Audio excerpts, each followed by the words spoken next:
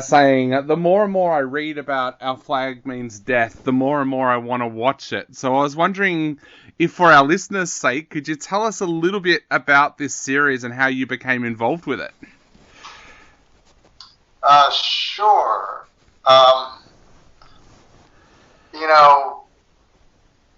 I had done some testing with Taika for the Akira feature at Warner Brothers, and had a great time with him. With a pretty wild LED volume. Got to know him and Ra reasonably, and then Mark Costa at HBO.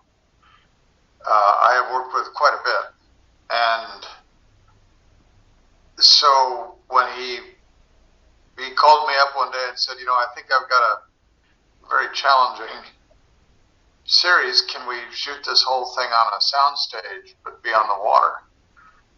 And I'd pulled off some interesting tricks for Mark in the past, and we'd done the same thing for HBO on Run.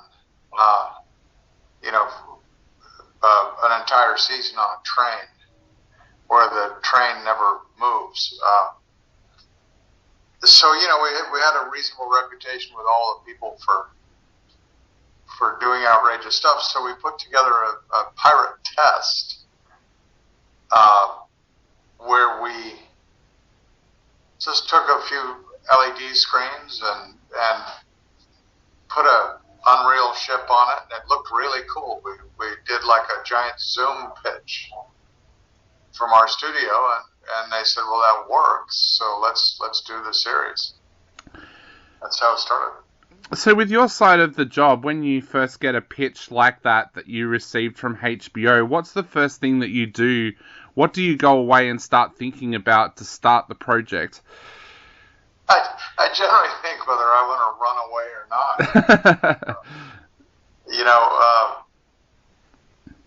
I don't know, somehow I got a reputation for tackling very difficult problems and making them real, particularly in kind of virtual production, whether it's on green screen or LEDs.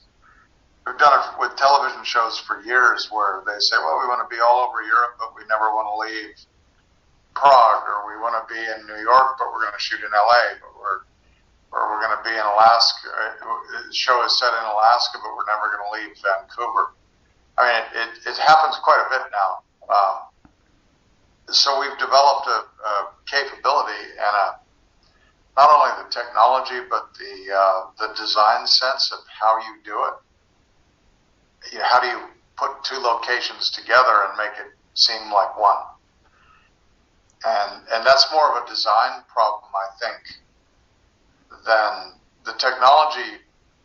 Look, you can get a manual and figure out the technology, but what they don't teach you is looking at, one location and saying, how do you fit that with another location, or what's real and what's not real? It's becoming an increasingly asked question. Definitely. So, Sam, going right back, where did your interest in visual effects first start? I was in college at UCLA. I was going to be a glass blower, but I was doing kinetic light and light sculpture, and I went out and met with the guys on Star Trek I, the motion picture, and they said, well, we have this. I went out for, I don't know, monitor graphics or something simple. And they said, well, we have a bigger problem, and that's the engine of the Enterprise. We built the entire set. We don't know what to put in it for a antimatter reactor, So we did that. It worked out. And I learned the film business kind of being on set, like a set rat, right? Yep.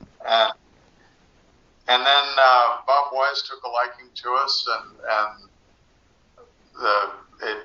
they said, well, can you do the end of the picture? Can you do the Beeger sequence on set in light, in real kinetic light? And so I did it, and kind of fell in love with the film business at that point. And it was, ironically, it was real-time visual effects on set, which is now virtual production. We're doing the same thing. So it's kind of come full circle 40 years later. Yeah. You mentioned Star Trek, and you've worked on some of the most iconic films over the years. Have you had a favorite project or a project that's been the most challenging for you? You know, I still think that Star Trek: The Motion Picture was probably the most challenging because I knew nothing about the film business. Never had been on a soundstage and didn't know what a director actually did or what a director of photography or grip or electric. I had to learn the whole thing quickly as to what you could touch and what you couldn't touch on set.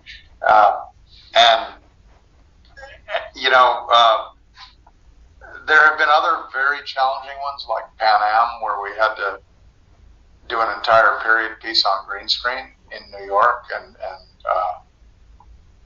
that was fantastic. Walking Dead was very challenging. I mean, Frank Darabont is a highly creative and very exacting director. Bob Wise told me something very early on, which is rung true, which is every project is unique, and it's a compilation of all the people that are on the project, whether it functions or not, or whether it's got a lot of tension or it's a lot of fun. I mean, look, Our Flag Means Death was a lot of fun because Taika, as a director, is a lot of fun to work with. He's very relaxed. He's got a fantastic eye. He knows exactly what he wants, and he gets right down to it. I mean, he doesn't mess around on set, but so everybody's on their A game. But he creates an aura of a lighthearted entertainment, which I think really fits his film style. Yep. And there are other directors that are uptight, and I won't mention who they are, but we just worked on one with Netflix that I was on it for 4 weeks or 5 weeks and never met the director. He never talked to the crew. Yep. And that kind of I don't want to say it ruins the experience, but that's not really why we're in it.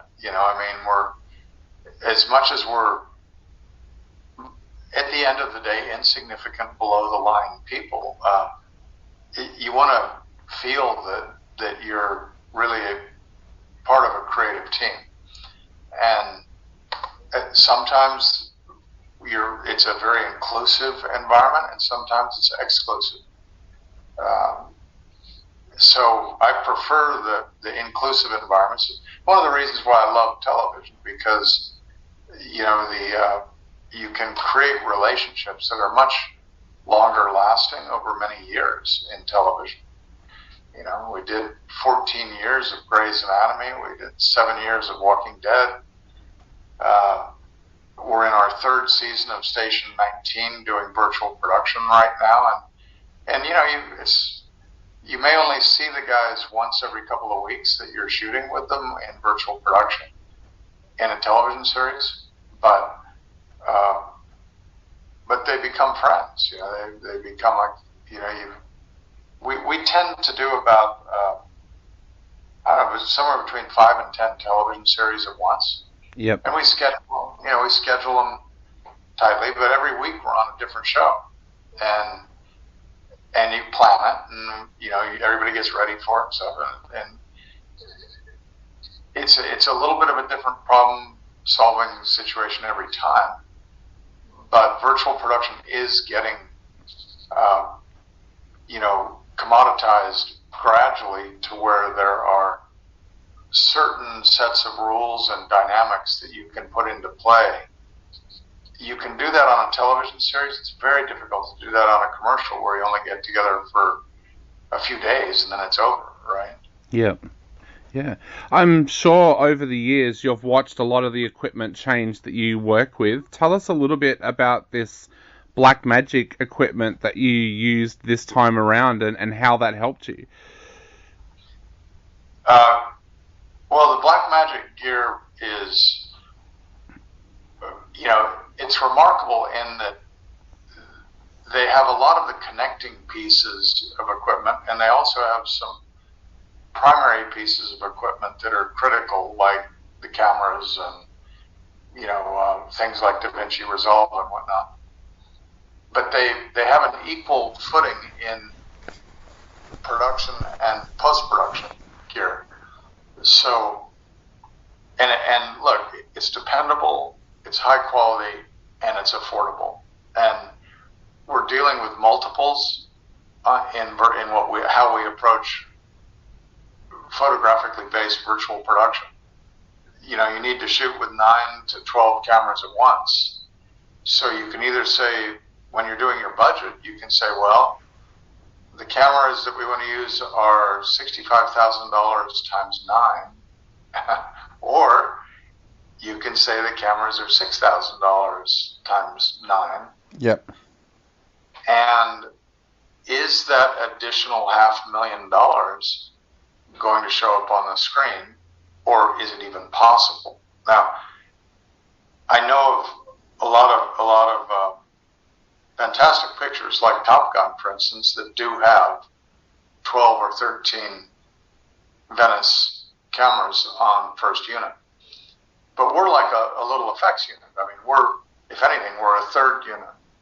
And so our budgets are not principal photography.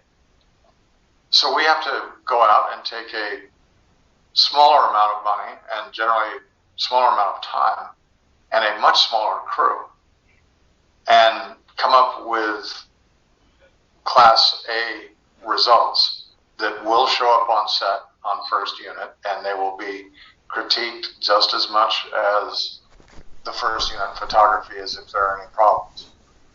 So the Blackmagic hardware is that perfect combination of high quality, dependability, and affordability. Definitely. And how did you first hear about Blackmagic? Was it something that you heard spoken about, or did you seek them out? I've purchased odds and ends of Blackmagic gear forever, since they started. And I've been very close with guys like David Hoffman and John Parento.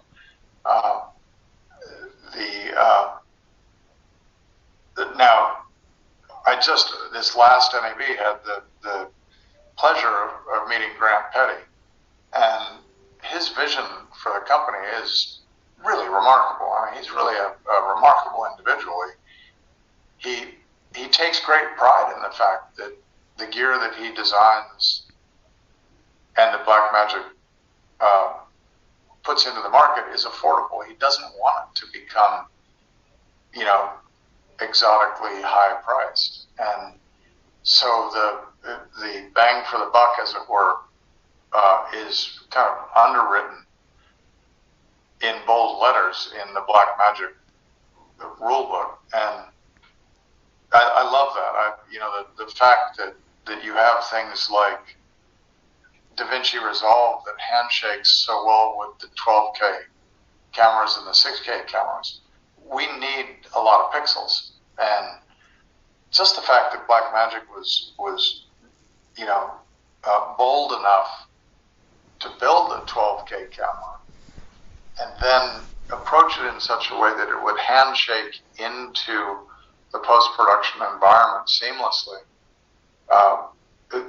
and that you can, you can afford all the accessories. You can record directly off a USB-C tap to off-the-shelf SSDs. And if you're recording 200 terabytes of data, that means a lot. That could be the difference of $100,000 in memory right there. Definitely. You mentioned that one of the things you like about them is that they're reliable and affordable. We have a lot of young filmmakers and a lot of indie filmmakers that listen to this show. Would you recommend that this is equipment that they could go out and use for their first films? 100%. I mean, look, I prescribe to the fact that it's not the camera, it's the cameraman. You should be able to go out with a cell phone and make a brilliant film if you have a good eye. And it will only get better if you use fantastic lenses and fantastic cameras. But you should never feel that you can't make a really great creative statement with whatever camera. The technology should fit your budget, and it should fit how you're going to use the technology. Just because the camera costs more does not necessarily mean that you're going to make better looking images. Definitely. Well, Sam, thank you so much for taking the time to chat to us today. It's been an absolute honor having you on the show, and thank you for all the magic that you've produced on the screen for us over the years. I guess to finish off, what would you like to say to all the people out there who have been such a fan of your work over the years, especially now that they're about to sit down soon and watch this brand new production of Our Flag Means Death? Well, I'd like to say keep watching. Yeah. but you know, get out there and try it. I mean, you don't need a 165-foot, 20K video wall to do virtual production. You can go to Best Buy and buy a couple of 82-inch monitors and sit in a car and have a great time. You know, and then it just scales up. You know, sometimes the creative limitations or having tools that you're comfortable with, that's the most important thing. It shouldn't be, you know, something that you're just reaching for it on the shelf because it's got the most expensive price tag. You know, I think the quality and the creativity that really has to come from the filmmaker first. And then you choose the best array of tools. I mix cameras all the time. I mix resolutions all the time. You know, instead of filters, a lot of times I'll just smear the lens with my thumb. It really is. I think it has to be about 75% internal organic creativity and maybe 25% technology. Don't let the technology overbear you. If you get to the point where the technology is outweighing your creativity, you got too much technology on the set. So don't overtech it and assume that's going to work. Keep your creative on the front page and have just enough technology to pull your creative off. And then you've got a good combination.